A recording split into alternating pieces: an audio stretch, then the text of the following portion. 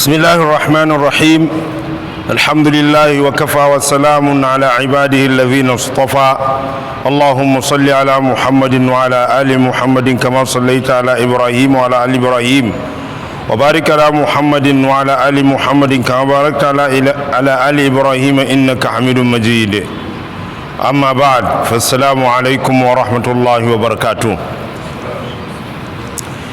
يوم أصبر tara ga watan Sha'ban shekara 1446 bayan hijira, wanda ya daidai da 8 ga watan Fabrairu shekara 2025 bayan miladiya. Ci gaba da karatun littafin Riyadus Salihin daga wannan masallaci mai tarin albarka na Government College Kaduna Community Juma'a Masjid, wanda yake nan College Road by Kurmin Mashi Kaduna a wannan ƙasa tamu ta Najeriya. Muna roƙon Allah ya sada mu da alherin duniya da na lahira. Allah maɗaukin sarki muke roƙo da ya tsare mu daga sharrin duk da ake kitsawa da masu sharrin da suke kitsa sharrin. Allah ka tsare mu daga masu sharri duniya da lahira domin tsarkin sunayenka ya rabbal alamin. Za mu tashi ne shafi na 210, babi na 74, babul hilmi, babun wato matsanancin haƙuri shine juriya, wal'ana da jinkiri, warrifki da kuma tausasawa. Mutum ya zama mai tausasawa a tsakanin shi da 'yan uwan shi musulmi, a tsakanin shi da bayan Allah baki ɗaya. Ya zama mai tausasawa, ya zama mai jinkiri wurin zartar da abubuwa, ya zama kuma mai matsanancin haƙuri tare da kawaici. قال الله تعالى الله مدوكاكين سركي ياتي اعوذ بالله من الشيطان الرجيم الله yake cewa wal kazimin al ghaiza. Allah yana yin yabo ga waɗannan da suke haɗiye fushi, wal afina anin nas da kuma masu yi mutane rangwame, masu kauda kai game da abin da mutane suka yi mara kyau, wanda za su iya wato yin ramuwa ko za su iya bin kadi, amma suka kauda kai suka yi ahuwa. والله يحب المحسنين الله yana son masu kyautatawa. wa qala ta'ala Allah madaukakin sarki ya ce khudhil afwa kai riko da rangwame, wa amur bil urfi kuma in ka tashi yin umurni kai umurni da abin da yake sananne a addini, abin da addini ya san da shi, abin da Allah ya yi umurni, abin da ya tabbata cikin addini. wa a'rid 'anil jahilin kuma jahilai da wawaye ka kauda kai game da abin da suke kitsawa na wawanci, game da abin da suke aikatawa na wawanci a gare ka kauda kai, kada ka biye musu. wa qala ta'ala Allah madaukakin sarki ya ce wala tastawi alhasanatu wala sayyi'a. Kyakkyawan abin da za a faɗa ko abin da za a aikata ko abin da za a sufanti da shi ba sa taɓa zama daidai da mummuna. wala tastawil hasanatu wala sayyi'a. Kyakkyawa hakanan ko mummuna ba su taɓa zama daidai. da abin da ake faɗin shi mai kyau, da abin da ake aikata shi mai kyau, da abin da ake sufantuwa da shi mai kyau baya taɓa zama daidai da abin da yake mai muni. Allah maɗaukakin sarki ce abun yi idfa ka tunkuɗe billati hiya ahsan da abin da yake mafi kyau.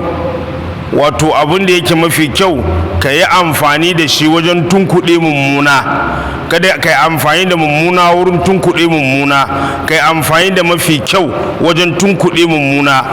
Idan kai haka fa idan ladhi bainaka wa bainahu adawa, wannan da tsakaninka da shi akwai ƙiyayya da gaba, sai ya zamanto ka annahu waliyun, kamar masoyi hamimun mai zafin soyayya a gare ka. wa ma yulqaha babu mai gamuwa da haka illa allazina sabaru, sai waɗannan da suka yi haƙuri, sun yi haƙuri kan bin Allah, sun yi haƙuri wato wajen abin da ya same su na kadara, suka yi haƙuri, sannan kuma suka yi haƙuri abubuwan da yake Allah ya hana suka bar su. wa ma yulqaha ba mai gamuwa da haka illa zu hazin, sai ma'abucin rabo azimin mai girma. Ma'abucin rabo mai girma shine zai gamu da wannan alheri. wa qala ta'ala madaukakin sarki yace wala man sabara, duk wanda ya hakuri, wa ghafara kuma ya yafi, inna zalika lalle haka la min azmil umur, yana daga cikin wato al'amura masu himma wanda ma'abuta himma ke tsaye wajen kiyayewa. wannan su ne ayoyin da al-Imam an-Nawawi ma wannan babi kwalliya da su.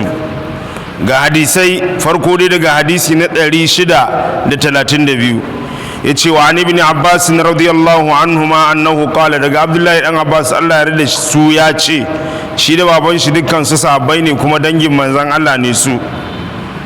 Qala Rasulullahi sallallahu alaihi wa sallam, manzon Allah ya ce li ashaj Abdul Qais, ga shi wannan wato Abdul Qais, shi sunan mutum ne, sunan shi ashaj Abdul Qais, suna ne, mun gane ko?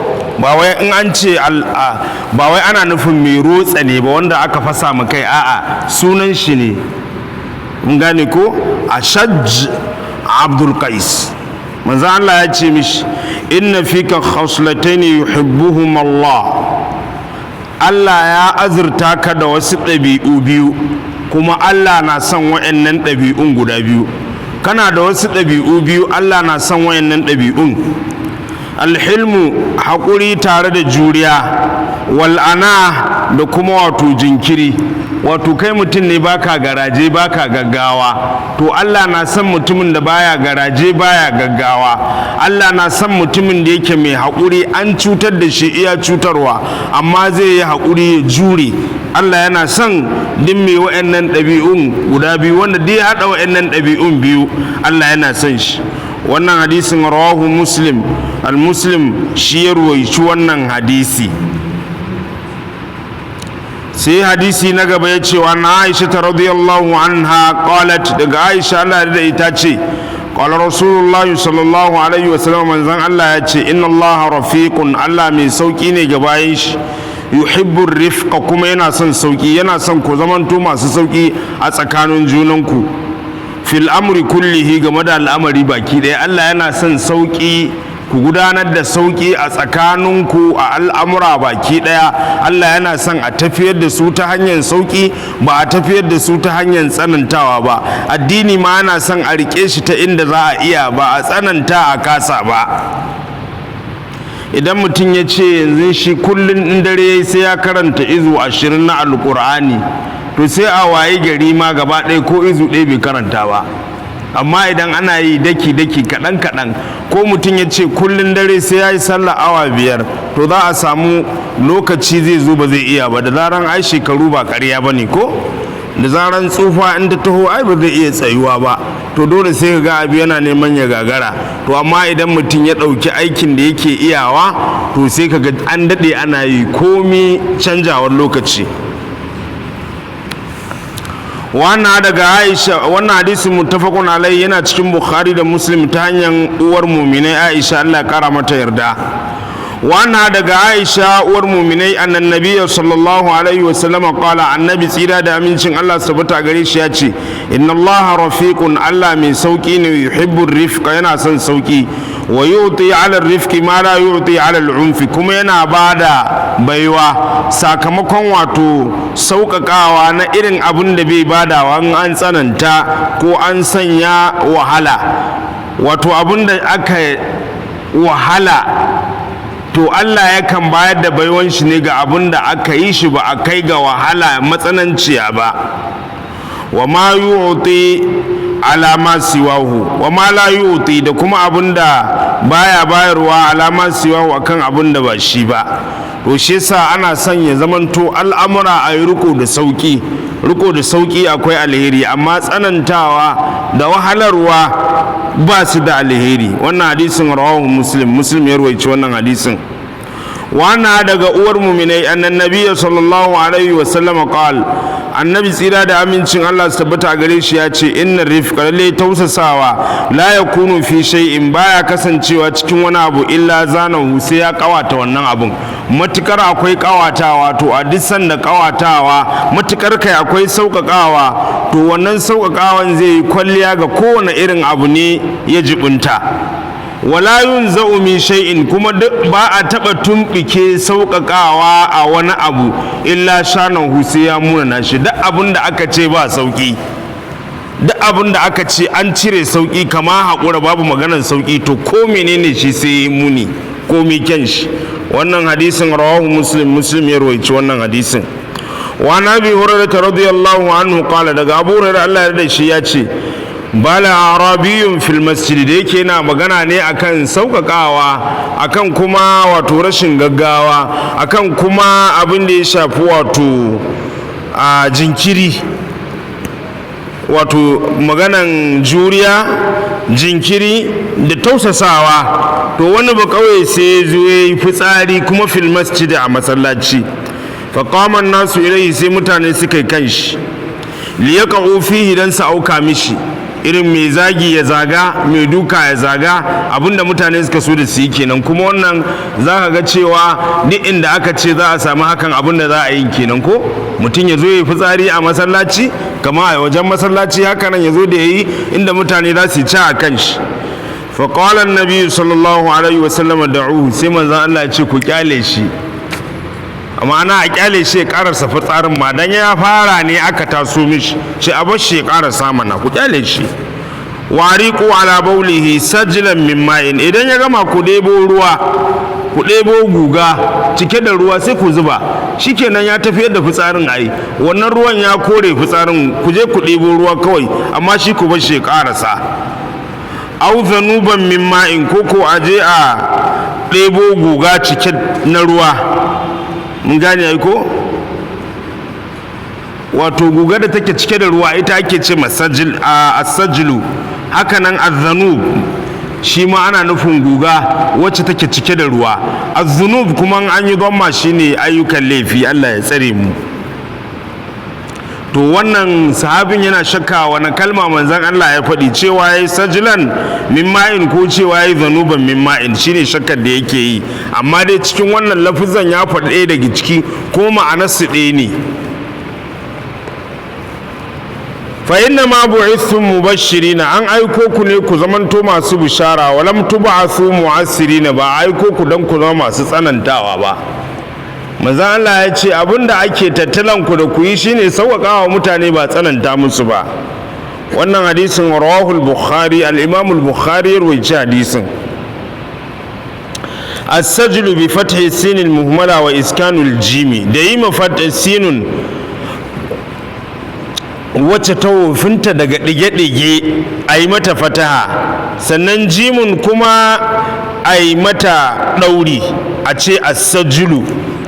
wahiyar dalu shine guga al-mumtali'atu ma'an, wata take cike da ruwa, ita ake ce ma as-sajlu. idan ba ruwa a ciki a ce ad-dalu, in ba ruwa. amma wacce take cike da ruwa sunanta as-sajlu. wa kadhalika adh-dhanubu, in an ce adh-dhanubu shi ma ana nufin guga wacce take cike da ruwa. sai hadisi, to kaga wannan hadisin ya karantar da mu sauƙaƙawa, abu al'amura cikin sauƙi, abin da ya karantar da mu kenan ko. kuma duk wanda ya zama wato ya zama shugaba yana jinkiri a tsakanin shi da mutane, yana haƙuri, yana tausasawa, to za ka ga cewa ba dan dole mutane za su dinga yin abin da ya ce a yi ba, za su yi ne dan suna son shi. mun gane ai ko, za su tsare doka saboda soyayyar da suke mishi. amma yanzu idan ka duba, in ka duba a yanzu za ka ga cewa ƙasashe da yawa an haƙura ne don saboda ƙarfin doka, amma ba don ana son shugabannin ba. an haƙura ne ake bin doka ko ake kiyaye abubuwa don kawai wato tsoron consequences ɗin za su biyo baya, ba wai don ana son shugabannin ba. to idan ko shugaba ya zama mai adalci a ko ina ne, musulmi ko wanda ba musulmi ba, to Allah zai taimake shi ya samu soyayyar waɗanda yake shugabantansu, zai kuma samu ɗa'a ga waɗannan da yake shugabantansu. in dai Allah ya azurta shugaba da adalci, abin da zai samu kenan. in ko shugaba bai da adalci, komi nagartar shi, to waɗannan da yake shugabanta ba za su so shi ba. saboda in bai da adalci, akwai wanda zai danne musu haƙƙi, akwai wanda zai karya su, to ba za su so shi ba. mun fahimta ai ko? yawwa, haka al'amarin yake. to shi yasa ana son zaman lafiya, mutum yana so a so shi, dan babu abin da yake kayan tsuntuwan shugaba shine soyayya. babu abin da shugaba yake so irin a so shi. shugaba ko azzalimi ne bai so yake a ce shi mai adalci ne. so yake kuma a ce ai mutane na son ka. Mun gane ko? To kaga kenan kayan tsintuwar shugaba ne ya zamanto mai adalci, dan sai soyayya ta zama ta gaskiya ba ta wanda za a zo a gaya mai ƙarya ba. Allah ya sa mu dace. وعن أنس رضي الله عنه عن النبي صلى الله عليه وسلم قال دقى أنس الله يرد الشي دقى النبي ياتي تيرا دا أمينشن الله سبتا أغريش يسروا كسوك قاوة متاني ولا تعسروا كوكو سنلتاوة متاني وبشروا أبن دزاكو كوكو كوري متاني كزمن تو بشارة كوكي متاني بقول سبا ولا تنفروا كوكو كوري متاني abun duk da kuke ya zamanto cewa ba kwa korar mutane. Mun gane ai ko? Yanzu da za a ce da za ku taho nan a ce sai yanzu muka gama sallan magariba misali, tun lokacin da muka soma 7 saura kwata sai yanzu muka gama, a ce mun yi kusan minti 45, gobe mutane da yawa ba za su dawo nan ba. Kai ma ta tsaya nan 'yan Najeriya ma da ke da karancin tarbiyya musamman nan arewaci, ai wani ma zagi zai buga, wani ba ma za ta tsaya a wannan ba sai ganganu zai yi balle ma liman da ake ganin yake da arha, ai za a yi wani zai zage-zage ne maganganun da ya so da ya yi. Mun gane ai ko? To ala kulli halin dai za ka ga cewa to gobe kuwa masallacin zai rame, za a kori mutane da yawa sakamakon me dan an matsanta wa mutane. Mun gane ai ko? Amma inda kai kadai ne baka samu sallan magriba ba ka zo ka tarar da an idar, sai ka koma ka je kai tayinta, sai ana gabda za a isha ma sannan kuma kai sallama ka taho abun nan, wannan ba kai laifi ba, kai kadai ne zaka iya kai kadai. Amma su jama'a suna da larura, wani yana kokarin ma ya je gida kai cefa ne tuntuni bai samu ba sai a irin yanzu, to yana son ya tsare jam'i je gida ya kai, to ka zo ka daure shi. Kaga dole a lura da larurar mutane. Doguwar sura an ja ta da gajeruwa duk dai an yi jami'i, kuma jami'i ya karbu, to kaka matsawa mutane. Abubuwan da kaji ya tabbata daga annabi sallallahu alaihi wasallama yana yi, to kai nazari, dan kai ba annabi bane ba. Shi annabi in ba a bi shi sallah ba asara akai, kai ko in ba a bi ka ba ya asara ba, dan ka zama fitinan ne kenan kai. Mun gane ai ko? Kai in ka tsawaita wanda ya wuce kima to ka zama fitinan ne. In dai kai tsawaitawa wanda ya wuce kima to ka zama fitinan ne kenan. Kaga ko al'amari ai bai kyau ba. Mun fahimta ai ko? To idan mutum ya bi abun cikin sauki sai ga da ana lafiya nau, sai ga ana cika ana tahowa. Yawwa haka al'amura suke.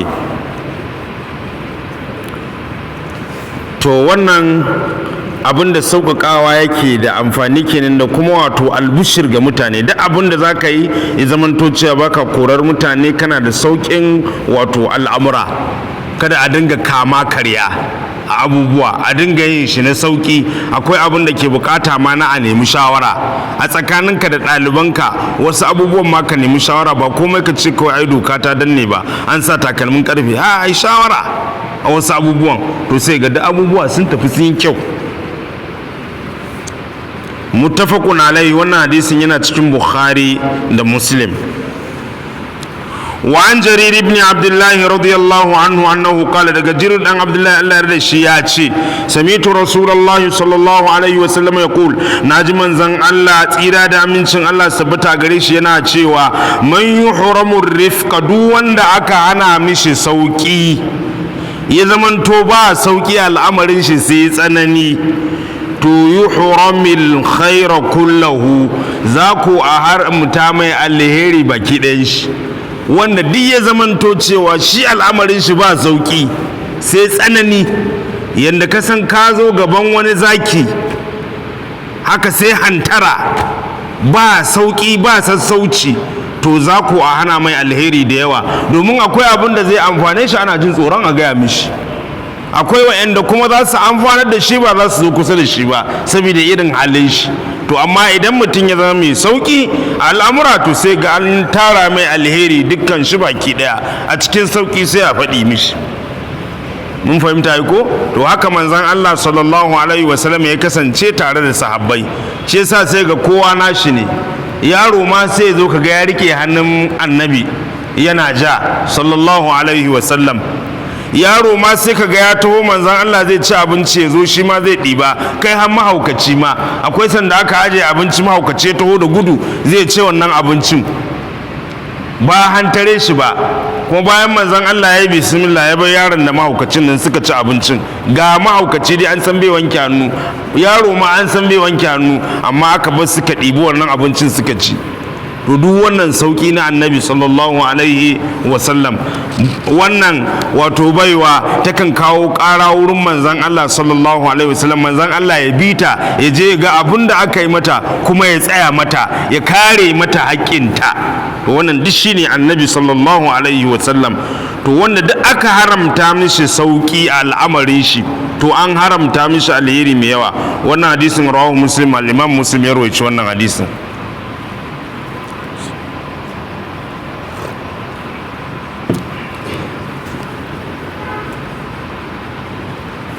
وعن ابي هريره رضي الله عنه ان رجلا قال للنبي صلى الله عليه وسلم اوصني.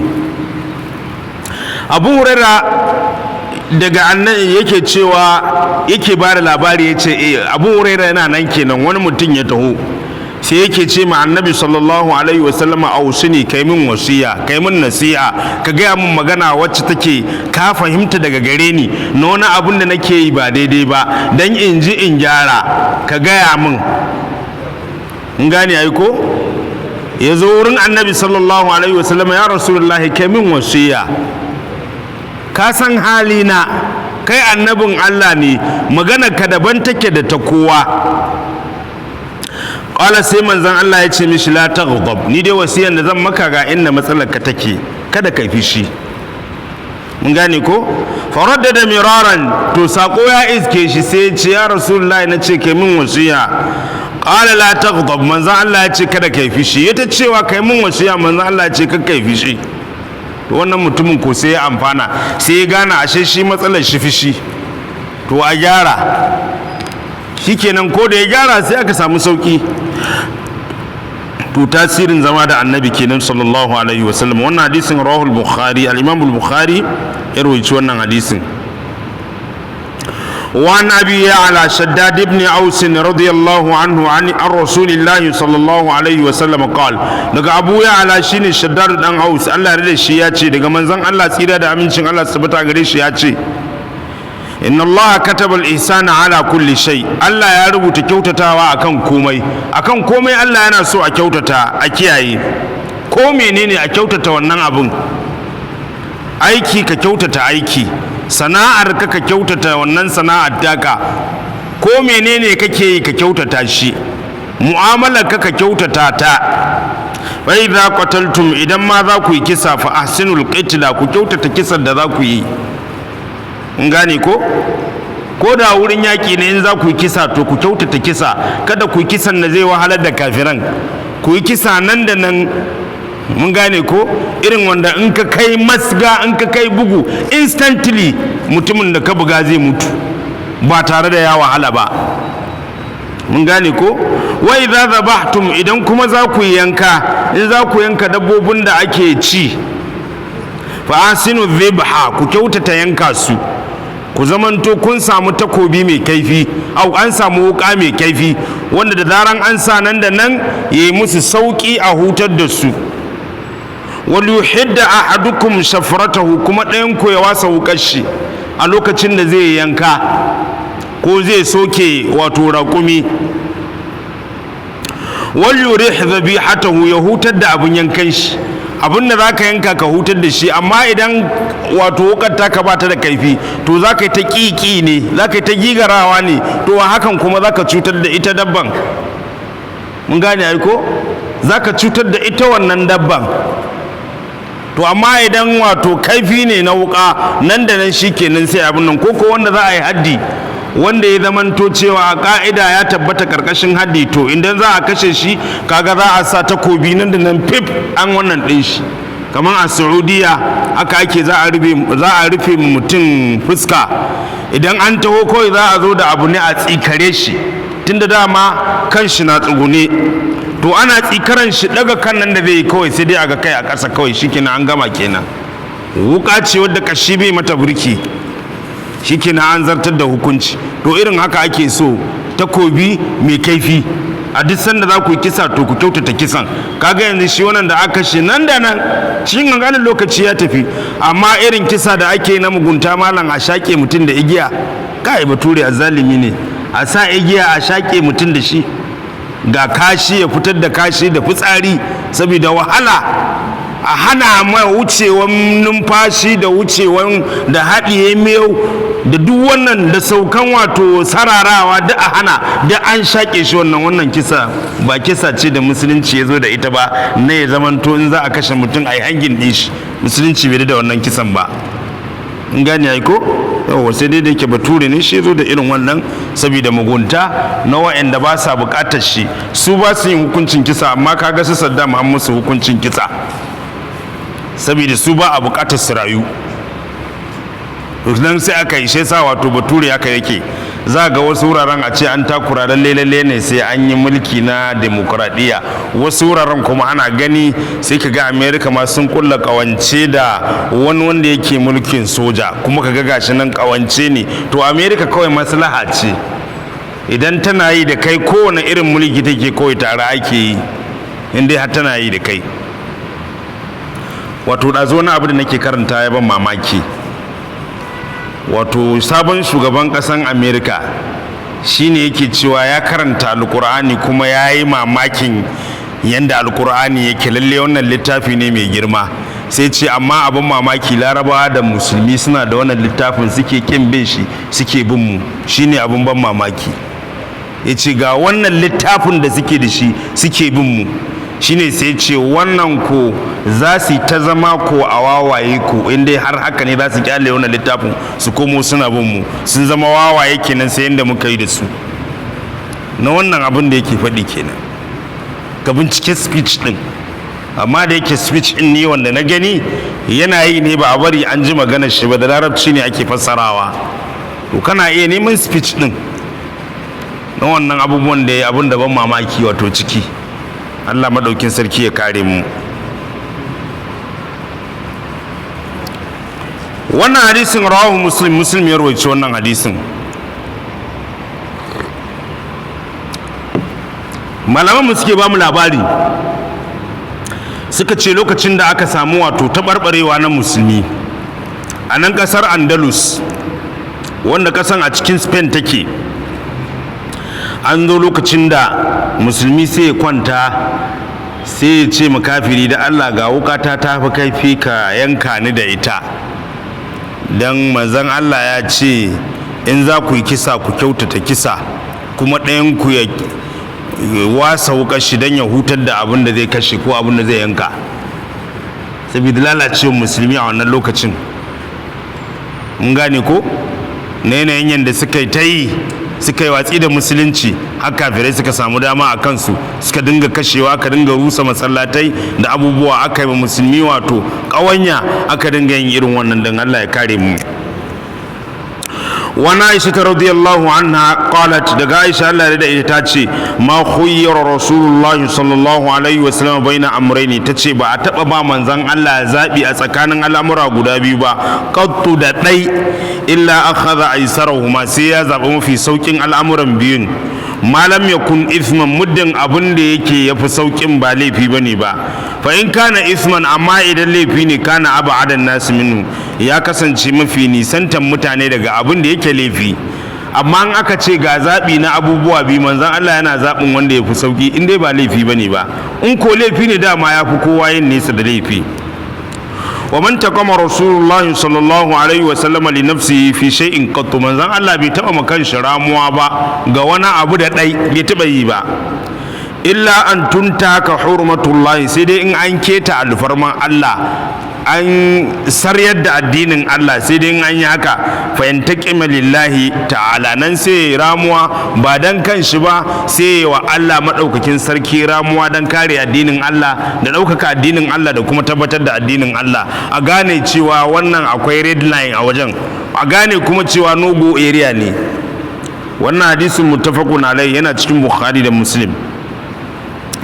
وعن ابن مسعود رضي الله عنهما أنه قال رسول الله صلى الله عليه وسلم daga Abdullahi dan Mas'ud Allah ya rada su ya ce manzon Allah tsira da amincin Allah sabata gare shi ya ce ala ukhbirukum biman ya'rumu 'ala an-nar shin bana ba ku labarin wanda ke haramta kan wuta ba a cikin mutane a cikin bayan Allah musulmi waɗanda su wuta haramun ce ta taba jikinsu bana ba ku labari ko waye wannan ba au biman tahrumu alaihi nar ko kuma ga wanda wuta ke haramta a gare shi bana ba ku labarin kusan kowaye ba sai ce tahrumu ala kulli qaribin hayyin layyin salin ita wuta tana haramta ne haramun ne wuta ta ci wanda yake na kusa hayinin mai sauki layinin mai laushin hali salin kuma mai yanda yake sassauka ba da tsanantawa al'amuran shi baya tsanantawa mutane baya wahalar da mutane idan mutane sun zo wurin shi za su ga yana da laushin sasanni in sun zo wurin shi za su ga yana da daɗin ɗabi'a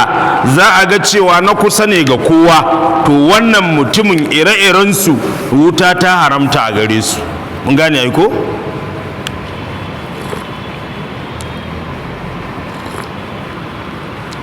sai babi na 75 babul afwi wannan babi na karantar da mu rangwame wal i'rad anil jahilin da kuma kauda kai ga wawaye ko mu ce jahilai in an ce aljahilin ana nufin wawaye wanda dai muke ce ma jahilai ko to jahilai ana nufin wawaye wanda ba su san Allah ba su san addinin Allah ba su ake nufi da wawaye qala Allah ta'ala Allah madaukakin sarki ya ce khudhil afwa kai riko da rangwame ma'ana ka zama mai yin ahuwa wa amur bil urfi kuma abinda za ka yi umarni ya zama sananne ne a addinin musulunci wa aridu anil jahilin kuma ka kauda kai ga barin wawaye na abinda wawaye ke ga kauda kai wa qala ta'ala Allah madaukakin sarki ya ce fasahil safhal jamil wato ka kauda kai wanda yake mai kyau ga waɗanda suke maka abinda ba daidai ba wa qala ta'ala Allah madaukakin sarki yake cewa a cikin suratul nur wanda yake kiran mu'mini da su zama masu yafiya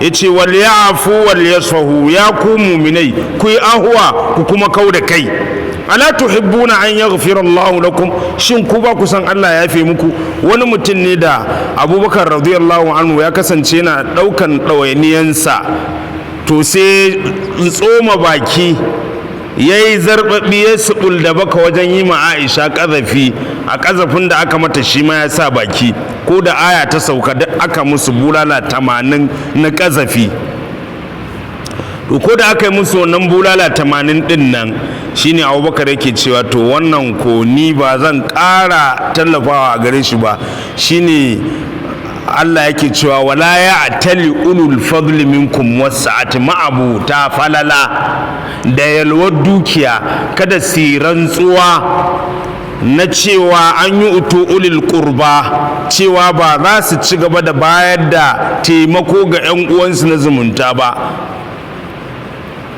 gane ko yace wal ya'fu siran gwami wal yasfahu kuma su kauda kai da abin da ya faru abin da suke yi dama saboda Allah ne su ci gaba da yi gane ko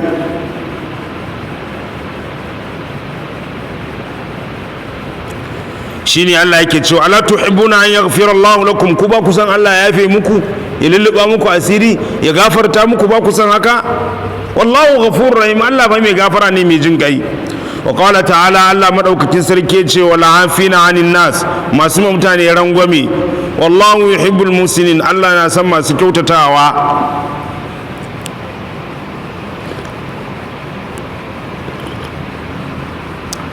Allah yana son masu kyautatawa wa qala ta'ala madaukakin sarki yace wala man sabara wa ghafara lalle ne wanda da yayi hakuri ya kuma yafe duk wanda yayi hakuri kuma ya yafe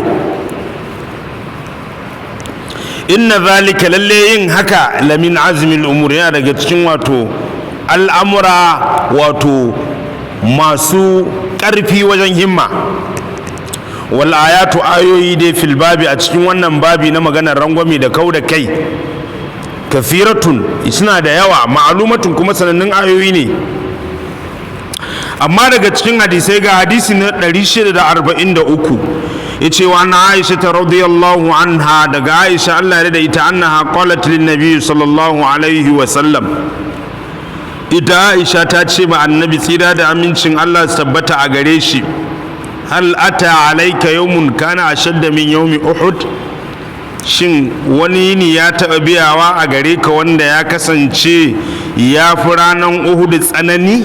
Ka taɓa experiencing haka? Ƙala sai ce laqad laqaitu min qaumiki, lalle na gamu da abubuwa marasa daɗi daga mutanenki, wato Qurayshawa. Wa kana ashaddu ma laqaitu minhum yawmal aqaba, ya kasance mafi tsananin abun da na gamu da su shine ranar aqaba. idh aradtu nafsi, lokacin da nake tallata kaina ala ibn abdi yalil ibn abdi kulal, sanda na kai kaina talla dan in nuna musu ni manzan Allah ne da aka aiko ni, shin za su lamunce mun in isar da wannan addini? Za su yadda da la ilaha illallah zan lamunce musu da aljanna? Yace falam yujibni ila ma aradtu, abinda nayi nufi bai amsa min ba. Fantalaktu, sai na tafi, wa ana mahmumun ala wajhi, alhalin a fuskata ta nuna ina cikin damuwa da bakin ciki. Falam astafik, ban farka ba illa wa ana bi qarni tha'alib, sai ma'ana kenan ban tsinci kaina ba sai a wannan wuri da ake ce mu qarni tha'alib. in gane ko? shi an ci karni kaho ake nufi, a sa'alib kuma wato dila, to sunan wuri ne dai. ya ce farafatu ra'asi, sai na daga kaina, fa idza ana bi sahabatin, sai ga ni ga girgije ya taho min, kada azallatni, wannan girgijen yayi min inuwa. fa nazartu, sai na kalli wannan girgije, fa idza fiha jibrilu alaihi salam, sai ga shi a cikin wannan girgijen ga jibril, ashe jibril ne ya taho. fanadani, sai ya kira ni da sunana. faƙala, sai ya ce inna Allah ta'ala, lalle Allah maɗaukakin sarki, qad sami'a qawla qaumika laka, ya ji zancen da mutanenka suka yi maka, ya ji amsar da suka baka, wa ma raddu alaika, da kuma abinda suka maidan maka na magana mara daɗi. wa qad ba'atha ilayka malakal jibal, ya aiko maka mala'ikan da ke kula da duwatsu, lita'amurahu, dan kai mashi mala'ikan umarni, bi ma shi ita fihim, da abin da kake so game da wa'ancan mutanen dan yi musu rutse, kai mai umarni. fanadani malakul jibal, to kenan shi jibril ya gabatar da mala'ikan duwatsu, sai mala'ikan duwatsun ya kira ni, in ji manzon Allah. fa sallama alayya, yayi mun sallama, sun maƙala, sannan ya ce ya Muhammad, ya kai Muhammad, inna Allah qad sami'a qawla qaumika lak, Allah madaukakin sarki hakika ya ji zancen da mutanenka suka yi maka. wa ana malakul jibali, ni kuma ni ne mala'ikan duwatsu, duk wani dutse, ma'ana irin tsaunuka kenan, mountains, duk suna karkashin kulata. wa qad ba'athani rabbi ilayka, kuma dalilin da yasa na taho ban taba zuwa wurinka ba, Allah ne aiko ni zuwa gare ka. yace jibril ya mun rakiya, lita'amurani bi amrika, dan abinda ka zaba kai mun umurni da shi, ma'ana al'amarin da kai ka zaba ka mun umurni in zartar kawai. ba su ji ba su san duk an yi ba, sai dai kawai su waye gari su ji ana musu rutse, sun halaka. fama shi ita in shi ita, duk abin da ka so, in dai ka so din yi bayani kawai, ina ji. Allah ya bani dama in saurare ka, in zartar. sai ce atbaqtu alaihimul akhshabaini, wato in dai har ka yadda ya rasulullah, duwatsu masu kauri zan yi kawai, nike su zan yi, zan mutsike su zan yi, da dutsen nan da nan kawai zan hada su a tsakiya in mutsike su, in dai ka so ka yadda haka, ina sauraron ka. fa qala annabi sallallahu alaihi wasallam, sai annabi yake cewa ka me ya tsanani haka? bal arjuni, ina kaunar an yukhrija Allah min aslabihim man ya'budu Allah wahdahu, in su da su tunda ba su yi ba, ina fatan Allah ya fitar daga cikin tsatsansu, Allah ya fidda wanda zai wa Allah bauta daga cikin tsatsansu, 'ya'yansu su zo su karɓi addini. shi yasa ba zan so a yi musu haka ba, dan an yi musu haka an mun asara. ina fatan Allah ya fitar da wanda za su zo su yi bauta daga cikin tsatsansu, su bauta wa Allah shi kadai, wahdahu la yushriku bihi shay'a, ta inda ba za su hada Allah da wani bojan yin ibada a kyale su. Muttafaqun alaihi, wannan hadisin yana cikin Bukhari da Muslim. wal akhshabani, abinda ake nufi da al akhshabani al jabalani al muhitani bi makka, duwatsun nan da suka kewaye makka, duwatsun da suka sa makka tsakiya. wal akhshabu, idan an ce al akhshabu kuma ana nufin huwa al jabalul ghaliz, shine irin tsauni wanda yake mai kauri. yace to amun dama nan kwankwatse su, manzo Allah ya ce a'a. mun fahimta aiko? za mu ƙara hadisi na ɗaya sai a kira sallah. wannan daga Aisha radiyallahu anha, Allah ya ita ce ma daraba rasulullahi sallallahu alaihi wasallam shay'an qattu bi yadihi, tace shi ko manzon Allah tsira da amincin Allah su tabbata a gare shi tunda yake bai taba dukan wani abu da hannun shi ba, yasa hannu ya mangaru wani abu bai taba yi ba. wala mara'atan, ko manzon Allah bai taba dukan mace ba da hannun shi. wala khadimin, manzon Allah bai taba dukan mai hidima ba da hannun shi, house boy ko house girl, manzon Allah bai taba daukan hannun shi ko ya dauki bulala ya bige su ba, ko takalmi ko wani tsimingiya ya bigi ɗaya daga cikin wayannan ukun bai taba yi ba. illa an yujahida fi sabilillahi, sai dai in jihadi ya je fi sabilillahi. mun gane ai ko? wa ma nila minhu shay'un, ko ba a taba samun dama ba kan annabi ta a cutar da shi na abun da Allah ya mai na jarabawa. fa yantaqimu min sahibihi, wanda yayi wannan sharrin manzon Allah ya zo ya ramuwa, ya zo ya rama akan shi, a kyale shi yake yi. illa an yuntaka shay'un min maharimillahi ta'ala, sai dai an keta wani abu daga cikin alfarma Allah subhanahu wa ta'ala, inda Allah ya yi iyaka kada a je wurin, sai dai an yi wannan ne. fayantaqimu lillahi ta'ala, nan ne sai wa Allah ramuwa, a yi hukunci dan ya zamanto abin ya tsaya. wannan hadisin rawahu Muslim, al-Imam Muslim shi ya rawaito wannan hadisin. mun gane ai ko? Allah madaukin sarki ya samu dace. Allah ya azurta mu da waɗannan ayyuka masu alheri waɗanda muka ji su, Allah ya azurta mu da su. Allah kuma ya tsare mu daga sharri, daga dukkan abin da zai mai da mu baya, Allah ya tsare mu da shi ko menene shi.